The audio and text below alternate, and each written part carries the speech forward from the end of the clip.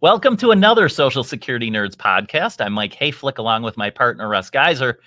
Russ and I have embraced the complexity of Social Security claiming strategies and retirement income planning. So you don't have to. That's exactly right. We see people all the time. We present workshops. We help people figure this thing out, Russ, right? Put the puzzle pieces together. Every so often, though, you might be doing these things on your own. And when it comes to Social Security claiming, you might actually come to one of our workshops and then say, oops, I don't know if I should have done that. Maybe you didn't come to a workshop, but you still said, oops, I don't know if I should have claimed my benefits. Yeah, we often in these workshops allow people to see this this claiming strategy of Social Security through another lens.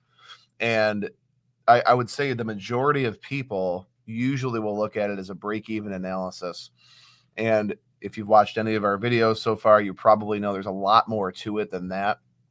And so, oftentimes we'll get a question, hey, I filed, am I able to undo that decision? Yeah. If it makes sense, right? Yes. And I think one of the simplest things we could tell you is, yes, there are some suspension opportunities. However, it's not real flexible. So let's just imagine for a second. We'll do a real easy case. You claim for the month of January. You said, I'll be 62. I want to claim. I'm gonna start my benefits in January. And summertime comes, June, July, and you come to one of our workshops and you decide, holy cow, I didn't realize the power of how more Social Security income can really be not only a more assured way of meeting your income goals, maybe a very tax efficient way of meeting goals. Maybe you didn't realize that there's that thing called the earnings test. And you realized, oh my gosh, there are a number of reasons I shouldn't have claimed. Can we change our decision at that point, Russ? Luckily you can. So you can, Social Security calls it withdrawing your application. You can withdraw your application within 12 months of applying, 12 months after your benefit approval. Mm-hmm. And you can only cancel or withdraw one time, and then you can reapply later. Now, I think the key here is, though, you do owe back what you've collected right away. So in your scenario, if it was, let's say, December and you turned 62 in January and you filed for benefits, the best case scenario would be you've not yet even received a payment and you figured out that you wanted to withdraw your application. If you're unsure that you made the right decision, I actually met someone that did this. She knew the rules. She was still working full time. She was past full retirement age. She was saving her benefit, and then she came and met with me just to see if she made the right decision. So she had some money to actually repay whatever was paid to her. Right. She saved the benefit that was being paid to her. So yeah, don't forget, folks, if you're within the same tax year, you still have to repay the benefits. There really won't be any complications because you didn't cross over tax years. Now, if we just change it a bit and we said you started getting a benefit in October, you cross over the tax year, you get into March, April, you've already done your taxes for that previous tax year, and then you realize, oh man, I still have within that 12-month period, I still want to now suspend my benefits. It's a little trickier now. Now you're probably talking to your CPA, or you're putting your CPA hat back on to do an amendment to your previous year tax return. Yeah, and another thing too is if you're 65 and you're on Medicare and you've received, or if Social Security, your benefit was paying your premiums, which it is typically when you're claiming Social Security, you have to pay back your Medicare premiums to Social Security that they pay on your behalf as well. So that has to get sorted out through Medicare. You'll have to then pay on your own. So it can be a little bit messy. You would use Form 521 through the Social Security Administration to withdraw your application if that's something that you wanted to do. Yep. Let's go a little deeper now. So let's go beyond the year's time. You've been getting payments for more than 12 months, far more, let's say, for 20 months.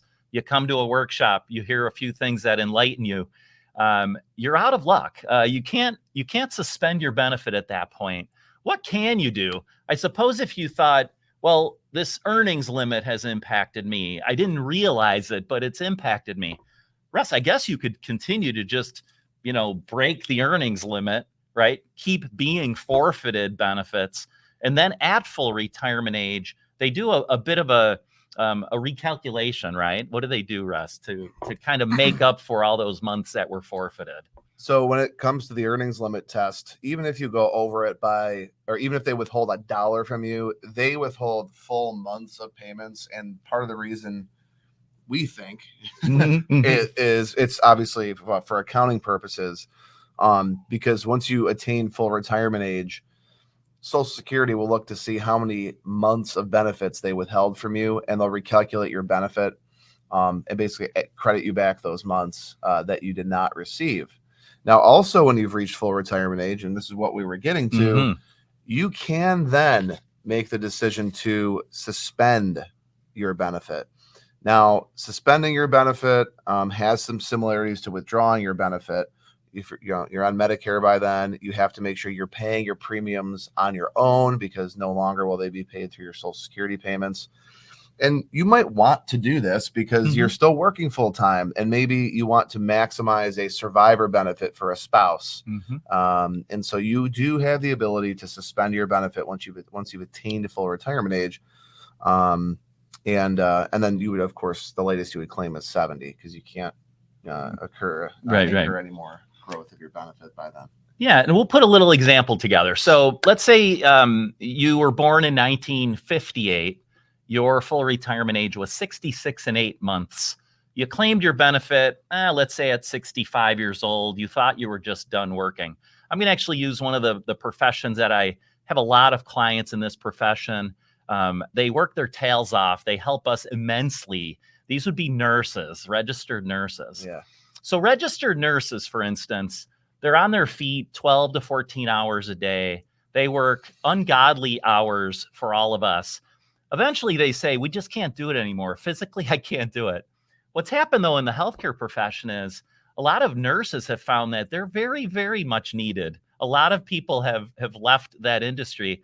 And I think, Russ, you can actually go back as a nurse and make a lot of money. You could be a traveling nurse. You can kind of work as you wish to, almost like on a per diem basis in many cases. So let's imagine the nurse turns 66 and 8 months, feels kind of reinvigorated for the profession. All those COVID years are beyond, and they want to get back into the workforce, but kind of like on their terms. However, they've been getting Social Security. These people, 66 and 8 months, they could actually suspend their benefit and go start making a fair amount of money again. Remember, the earnings limit's gone now. And what do they get, Russ? There's something called delayed retirement credits now. So whatever the benefit was upon suspension, let's say it was, I don't know, keep it simple, $2,500 a month, and then they turn it off. Yeah, so delayed retirement credit, once they turn it off at full retirement age, every month that they've now suspended their benefit, it'll grow by 2/3 of 1%. I'm sorry. Yes, 2/3 of 1% a month. I was thinking about reduction. 5/9 1%. 2/3 of 1% a month, which is 8% over a 12-month period. So it's a pretty substantial benefit, and that's the minimum it would grow, because you still participate in what is called cost of living adjustments, or COLA, which is an important thing to understand. More on a tactical level here, though, when you suspend your benefit, voluntary suspension begins no earlier than the month after the month of the request. It cannot begin earlier than your full retirement age and your month of entitlement to benefits for initial claims only. So that's kind of a non-applicable in this scenario. And then you don't have to sign anything. You simply have to notify the Social Security Administration orally or in writing. I would say in writing would be the better way to do it if you're considering doing this. And so again, just the Medicare piece. If you have Medicare being deducted, make sure that you're handling that and your benefits are still being paid for. For sure. I wasn't texting and I wasn't checking out social media while Russ was finishing that thought. What I was doing was the calculation. So the $2,500 that someone suspended at grew well over $3,200 a month at age 70. So you can then, of course, as Russ, you alluded to, you don't wait longer than age 70. The maximum age for which you'd get the best benefit ever would be age 70.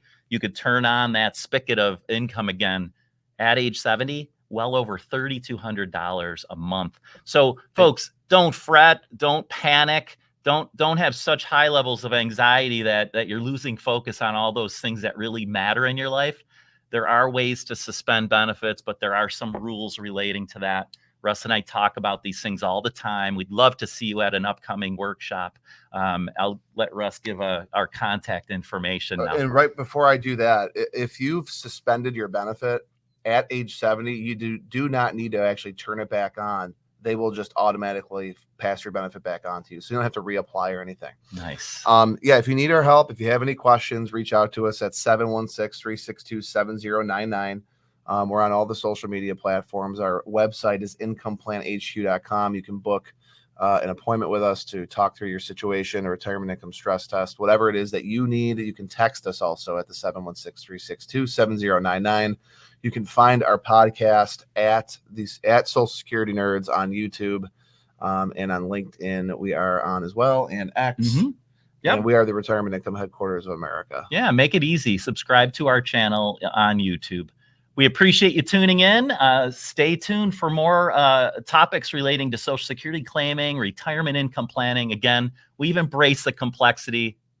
So you don't have to. All right. Have a great one. week. Take care, folks.